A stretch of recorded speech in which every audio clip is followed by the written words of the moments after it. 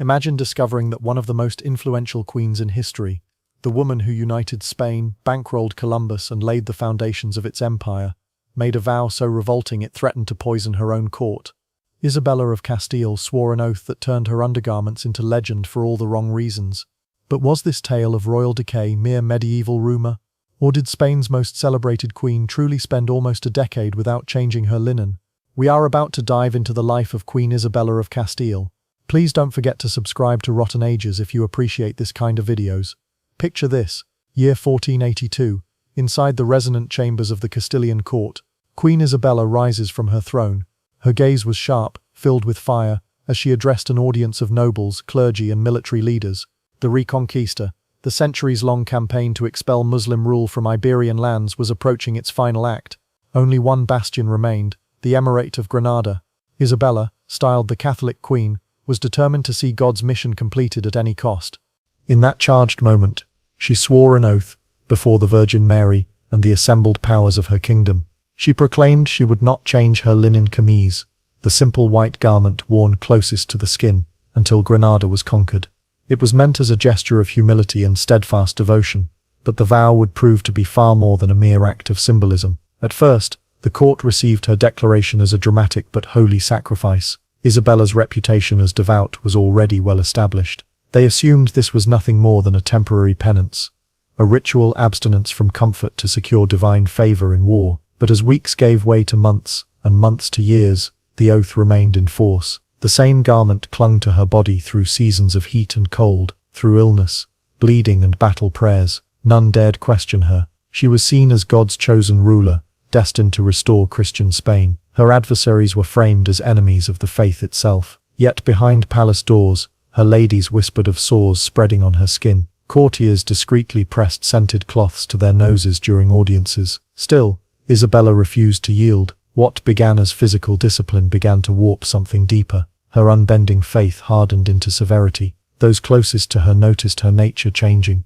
less merciful, more inflexible. Decisions once measured became clouded by superstition and an urgent hunger for purity. To some, this was proof of her holiness, that she would sacrifice health itself for salvation. To others, it was evidence of a creeping madness, a rot beginning in the mind and seeping into her reign. Like the stained garment bound to her flesh, the fixation could not be separated from her rule. Her vow, first framed as divine devotion, slowly transformed her into a terrifying symbol. Obsession with purity stained not only her linen, but her legacy, shaping the course of Spain's future. This was no longer a personal struggle. It marked the start of descent into illness, fanaticism, and blood-soaked governance, all of it rooted in a simple promise, not to change her underclothes until the holy war was done. Days blurred into years, but still Isabella's pledge held. What began as a token of piety became a monument to corruption of the flesh. The queen who once embodied majesty and divine authority turned into a figure both feared and revered. At first, her decline appeared gradual. Her complexion grew ashen. A faint odor lingered after long audiences. Servants whispered of irritation and rash, but never aloud. In time, these subtleties could no longer be ignored. The once white linen beneath her regal attire took on permanent stains. Darkened by sweat, blood, and bodily fluids, it hardened against her skin like another hide, stiff and foul. The physicians tasked with preserving her health tread carefully. They recorded her deterioration in veiled words, corruptions of the flesh. Their own survival depended on never speaking openly. But beneath polite euphemisms, the truth was grotesque. Sores erupted beneath the cloth, rubbed raw without relief. Some became infected, festering wounds that drew insects. Parasites nested in the folds of fabric and skin. Still, no one, not even her most intimate attendants, was allowed to acknowledge it. To challenge the vow was to commit blasphemy. Silence became law. The royal court, once a stage for counsel and policy, descended into collective denial. Nobles hid perfumed cloths beneath their faces. Servants moved briskly and silently. The stench and rot of Isabella's body seeped into the politics of Castile, choking reason itself. Even foreign emissaries remarked on the horror. Ambassadors returned to their homelands with unbelievable tales of a queen whose very presence sickened men, who appeared spectral and diseased, yet whose authority remained absolute. Through it all, Isabella continued to govern. She held audiences, decreed edicts, prayed daily, all while her body wasted under the velvet and jewels of monarchy. What was framed as spiritual endurance became her physical destruction. Her sacred oath rendered her simultaneously a beacon of holy resolve and a portrait of madness unchecked. No one dared intervene, no one dared offer aid, and so, Isabella endured, decaying silently at the empire's heart, while her court pretended nothing was wrong. As the queen's body weakened, so too did her mind's balance. Once admired for intellect and composure, she crumbled beneath the burden of her vow. Physical corruption was horrifying, but her mental unraveling was worse. Once calculated judgments turned erratic, rituals dominated her days, prayers had to be repeated with exact cadence, the placement of objects, the order of ceremonies, every detail had to be rigidly observed. The smallest deviation drew her wrath. Devotion had turned to compulsion. Inside the palace, courtiers became prisoners of endless protocol. The smell surrounding her was intolerable. The garment fused to her skin emitted a stench, compared to decomposing flesh. Some attendants whispered it was like walking through a battlefield days after the fallen had been left under the sun. Yet no servant could recoil or withdraw without risk of disgrace or punishment. Foreign envoys, sent for alliances or trade, returned shaken. Letters and memoirs told of nausea and dread in her chambers. One diplomat from France confessed to being ill for days after breathing the air of her court. Still, Isabella pressed on. To her, suffering brought proximity to God. Any suggestion to ease her burden was dismissed coldly. Her once trusted counsel became mute shadows, nodding without debate. Faith and madness had become indistinguishable. Advisors feared her judgment was compromised. Strategic choices delayed by omens. Decrees issued from visions. Her enemies were no longer only heretics or Moors, but glances, doubts and imagined shadows. Paranoia consumed her. The most powerful woman in Christendom had become unrecognizable, a monarch enslaved to compulsion, collapsing in body and mind. Yet her crown still commanded reverence. Her words still carried law. Spain endured its queen, though her presence brought disease and despair. The throne stood intact, but upon it sat a woman unraveling beneath the crushing weight of her own sanctity. The campaign for Granada was meant as Isabella's crowning triumph, the last jewel of her holy mission. Militarily, it could have been swift. The emirate was already fractured, outnumbered, and on the brink of collapse. But under Isabella's obsessive gaze, the conquest transformed into something slower and crueler, reflecting her own decline. From a fortress near the front, she directed the campaign with iron will. She refused to consider diplomacy. Letters offering surrender were dismissed as Satan's deception. No compromise with infidels, she declared. Yet those closest recognized a deeper truth. It was not about war, it was about the vow. Victory had to mirror her ordeal. It had to bleed, and it had to prolong. Living among her soldiers in decaying strongholds, she shared their hardships, or rather, imposed hers upon them. Her condition had worsened, skin covered in oozing sores, hands and neck streaked with dried blood from constant scratching. Her vow had become a curse, binding her in filth. Soldiers spread whispers that she bled black, that insects crawled beneath her robes. Officers avoided her, unless summoned veiled in incense-soaked cloth to endure the air in her chamber. Yet still, loyalty was absolute, driven by fear rather than devotion. One man, however, began to perceive the danger. Cardinal Mendoza, her trusted confessor, grew fearful not just for her health, but her very soul. In secret letters to Toledo, he wrote that her mind was no longer her own, that she worshipped pain and called it holiness. This siege, he wrote, is her mirror. A slow death prolonged by every breath. Afraid, he burned the letters instead of sending them. The siege stretched on, consuming not months but years. Supplies dwindled. Soldiers perished from frost and disease. Yet Isabella persisted. Her suffering transformed into a grotesque banner under which Spain advanced. Her torment became the kingdom's emblem, her wounds a mirror of its struggle. When Granada at last fell, the air was thick, not with jubilation, but exhaustion. The city had been crushed, yet so too had those who fought to take it. Isabella had triumphed, but at a ruinous price. Her body was broken, her mind frayed beyond repair. And yet, in her eyes, this devastation was vindication. She believed God had accepted her sacrifice. The vow had worked. She was now a martyr of her own making. Within the palace walls, the war outside was replaced by a quieter torment. Her court had become an arena of endurance, denial, and fear. Each morning unfolded as ritual, not of devotion alone, but of agony. Her ladies-in-waiting, noble women trained in elegance, were expected to dress her. That task meant approaching her diseased body, handling the decayed chemise fused to her skin, and enduring the noxious air that clung to her like a second garment. It was more than distasteful. It was hazardous. One by one, these women fell ill. Some developed angry sores on their hands and arms. Others coughed ceaselessly, their lungs failing in the foul atmosphere of her chamber. Several disappeared quietly from service, sent home under vague pretenses: fatigue, spiritual retreat, frailty. Those who remained understood the truth. Proximity to the queen was poisonous, yet none dared speak it aloud.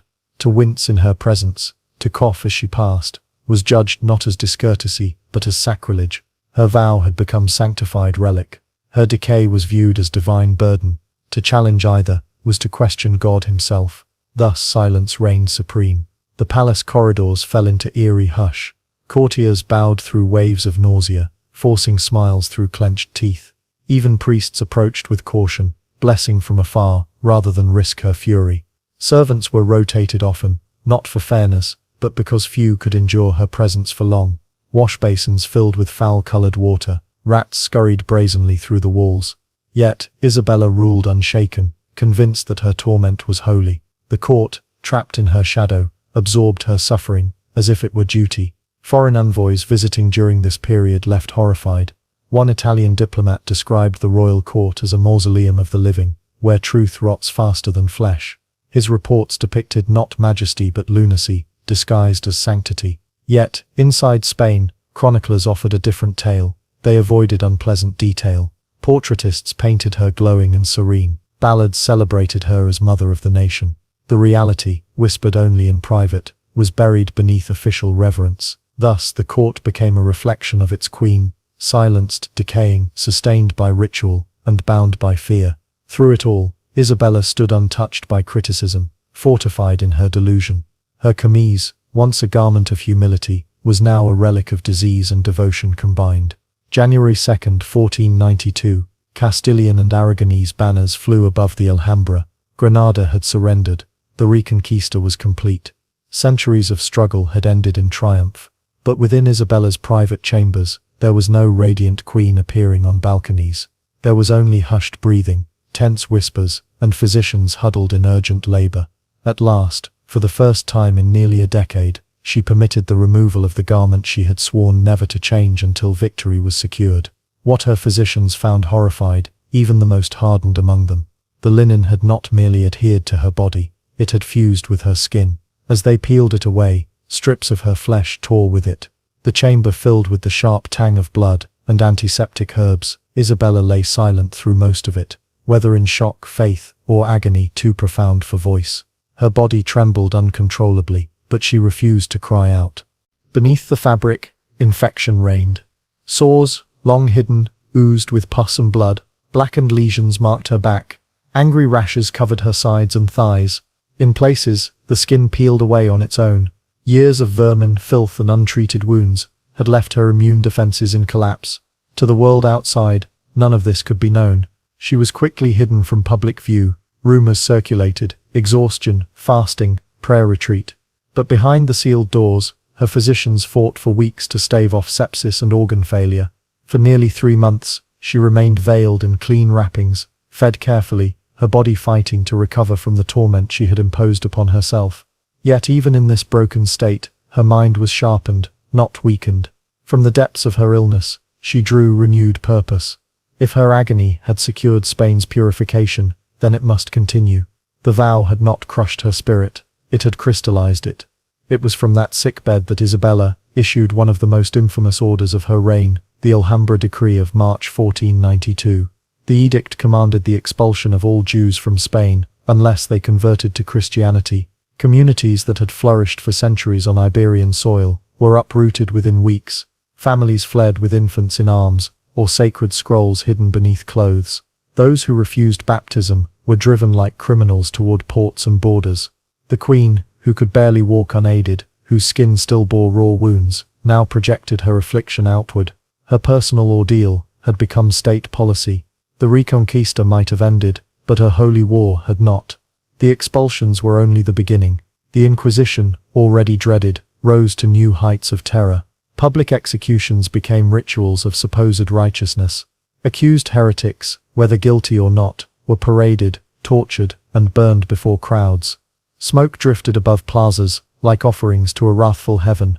Isabella observed with solemn resolve, convinced these were not acts of cruelty, but of purification. Yet the purge was not without advantage. Gold, land and possessions, stripped from Jews and executed heretics, flowed directly into the royal treasury. From this bloody wealth, Isabella funded Christopher Columbus's westward expedition, a crusade reborn on an uncharted sea. The irony was grim. The very fortunes stolen from broken families and burned flesh financed Spain's imperial dawn. The future glories and atrocities of empire were rooted in fire. Under Isabella's rule, devotion blurred into devastation. She did not see cruelty but divine selection. She believed herself chosen, shaped by suffering, sent to purge the impure. Spain bled and burned while she clothed herself in the certainty that pain redeemed. The kingdom's soul was purified, but only through ashes, exile and silence. Spain would indeed rise, but it rose on ruins. What had begun as Isabella's private vow now infected the court itself. Her self-imposed torment became a model to imitate. Nobles once adorned in silks now paraded barefoot, backs lashed and bleeding, clutching crucifixes with trembling hands.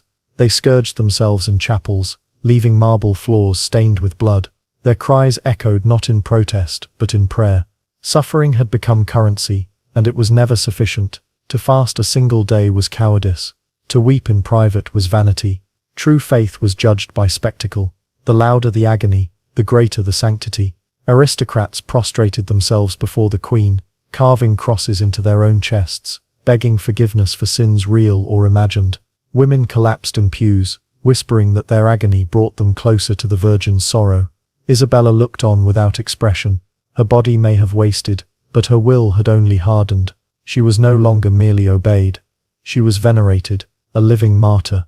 What she embodied, severity, obsession, ruthless piety, spread like a contagion through the kingdom. The arts withered first. Painters once commissioned to fill chapels with visions of heaven were now ordered to depict torment, saints in agony, angels with lowered eyes, flames of judgment. Sculptors carved flagellants rather than cherubs. Music slowed to funereal chants. Laughter was condemned as arrogance, joy as heresy. The sciences too were stifled. Natural philosophers were denounced as dangerous. Physicians who questioned divine will were silenced. Scholars fled or consigned their manuscripts to flames. Where once discourse had flourished, silence reigned. Isabella had not commanded this directly. She did not need to. Her example was sufficient. When the queen had nearly perished for God, how could anyone else live for less?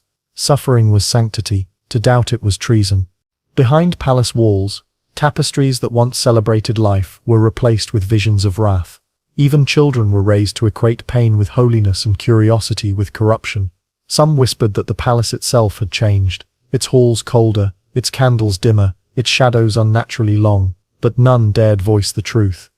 Isabella's obsession had become Spain's creed. The land of poets, scholars, and diverse cultures had hardened into a kingdom of echoes, echoes of lashes, weeping, whispered prayers and bootsteps against stone. Her torment had become the nation's liturgy. Queen Isabella of Castile passed away in 1504. The woman who had united a fractured kingdom, expelled entire populations, and redirected the course of Western history, was laid to rest beneath marble, incense, and carefully crafted legend. Yet, in the years following her death, something stranger occurred.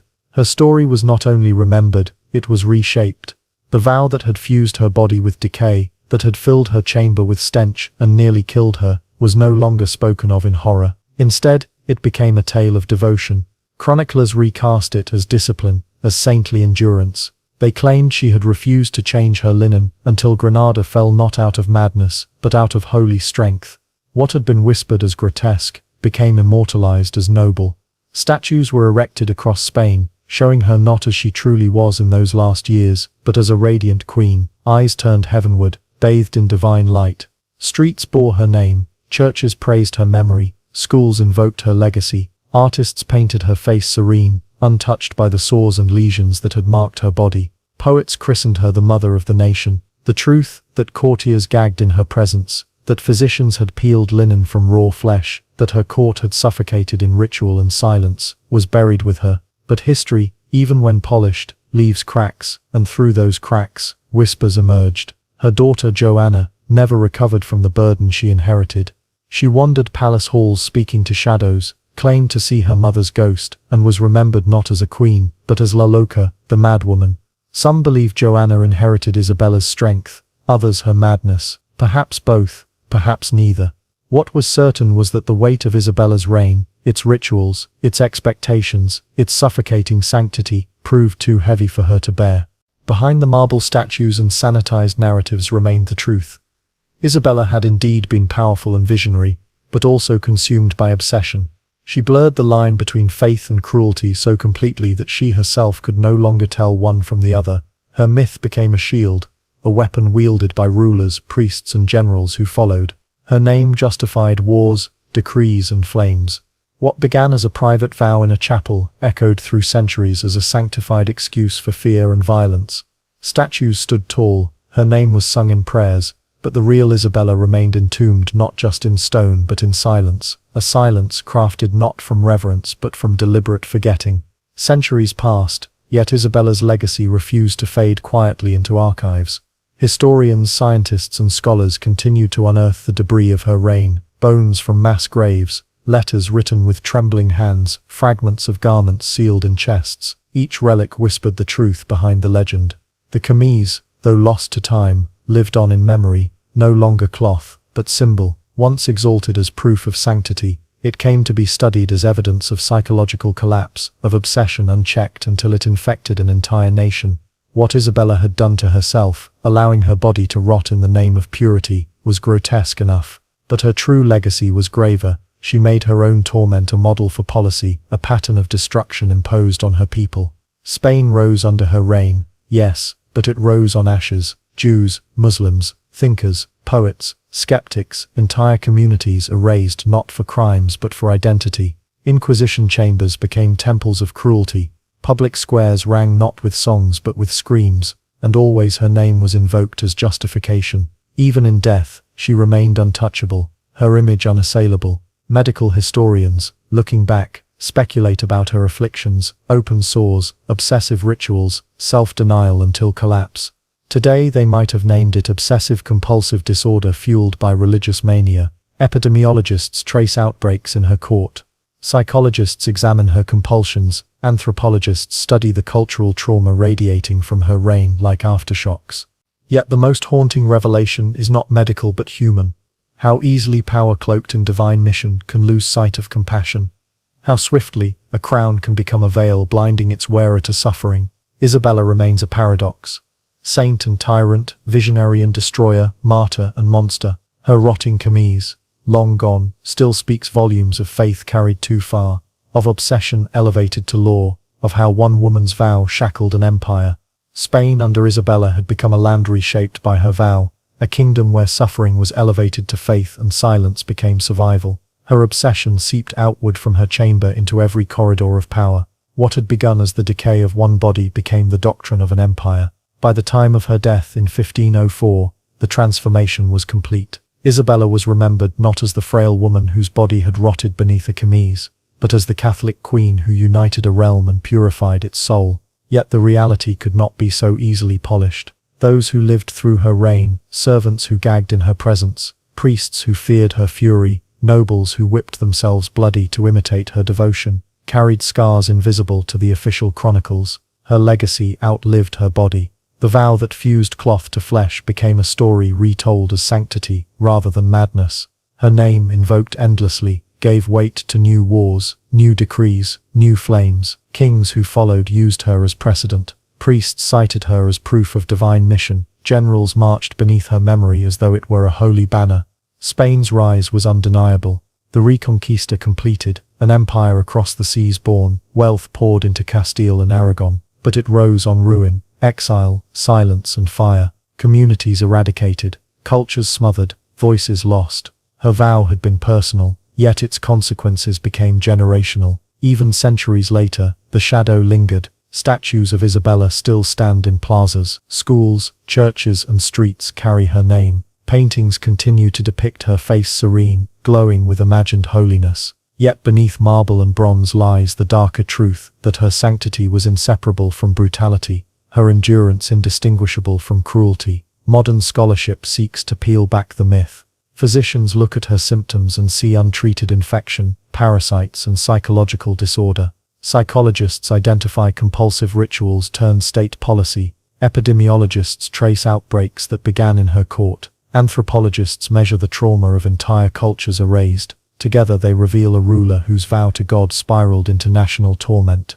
The tragedy was not simply that Isabella destroyed herself in the name of holiness. The greater tragedy was that her suffering became contagious. She turned her pain into spectacle, her obsession into expectation, her decay into creed. Nobles bled to prove devotion. Artists abandoned beauty to glorify torment. Scholars silenced themselves for fear of fire. Children grew up believing joy was heresy and agony was proof of grace. Her chemise, long rotted away, remains one of history's most haunting symbols, not because of the fabric itself, but because of what it represented, the moment faith hardened into fanaticism, when one queen's vow became an empire's chain. Isabella remains a paradox. A woman who united Spain and financed voyages that would reshape the world, but who also unleashed exile, fire, and silence upon her own people. To call her merely saintly is to forget the screams that echoed in her plazas. To call her only cruel is to deny the vision and determination that made her formidable. She was both. She was contradiction embodied.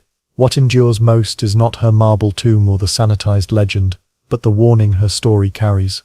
That power, once cloaked in the language of divine mission, can slide easily into cruelty. That devotion, unchecked, can become destruction. That suffering, once mistaken for sanctity, can erase joy, reason, and compassion from an entire nation. The queen who vowed never to change her undergarments until Granada fell, left behind more than an empire. She left a lesson etched in blood and silence that when faith becomes obsession, it consumes not only the believer but all who live under their rule. Her rotting chemise may have been buried with her, but its memory endures, woven not of linen, but of fear, silence, and fire.